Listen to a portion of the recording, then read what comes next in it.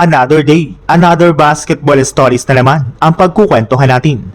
At ngayon nga ay pag-uusapan natin ang balitang ginaya nga na po ng Spurs ang game plan ng Los Angeles Lakers kontra sa OKC Thunder at ang balitang 3-team blockbuster trade na magagawa ng Los Angeles Lakers. Sa unang pagkakataon nga po sa history ng NBA playoffs ay natalo nga po ang OKC Thunder sa Game 7 sa loob ng kanilang home arena. Kaya hindi na nga po nakapagtataka bakit dismayado ang halos lahat ng mga fans ng OKC Thunder, hindi katulad sa mga fans ng Spurs na tuwang-tuwa sa naging achievement ngayon ng kanilang team since nakabalik na nga po sa wakas ang Spurs sa NBA Finals simula pa taong 2014.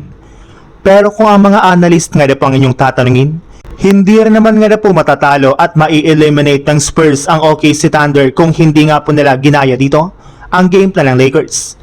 Kita naman nga po ninyo na kapareho nga po ng defensive plays ng Spurs ang ginawa noon ng Lakers sa serye na to sa second round kontra sa OKC Thunder. Kagaya na lang ng pag-double team nila parati kay Shai Gilgeous-Alexander, lalo na sa mga clutch moment. Hindi na nga po nila hinahayaan na makagawa ito ng mga libreng tira. Bukod rin nga po dyan, shinutdown na rin naman nga po ng Spurs ang ilan sa mga role players ng OKC Thunder. Naging epektibo naman nga po ang ganitong klaseng estratehiya para sa Lakers sa naging serye nito laban sa OKC. Kaya hindi na nga po nag-atubili pa ang Spurs na gamitin rin ito sa kanilang West Finals at mas pinaganda pa nga po nila ang execution nito na siyang rason bakit nga po nila dito na-dethrone ang ating defending champions. Sa ibang balita naman, kahit man nga po kakasimula pa lang ng NBA Finals at hindi pa nag-uumpisa ang season, ay maraming mga trade proposal na nga po nagsilabasan ngayon patungkol sa Lakers. At isa nga po sa mga pinag-uusapan dito sa social media ay ang 3-team trade sa pagitan ng Los Angeles Lakers, Boston Celtics at ang Milwaukee Bucks. Bali dito nga po ay makukuha ng Milwaukee Bucks si Jaylen Brown.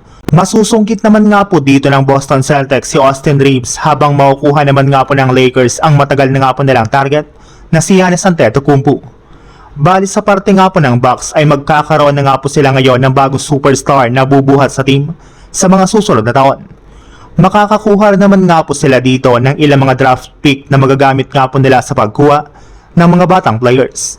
Habang Celtics naman nga po ay makakakuha ng isang legit na point guard na ipangtatandem kay Jason Tatum, samantalang matutupad na naman nga po ng Lakers sa trade na ito ang kanilang plano na mabuo ang duo ni Giannis Antetokounmpo at Luka Doncic.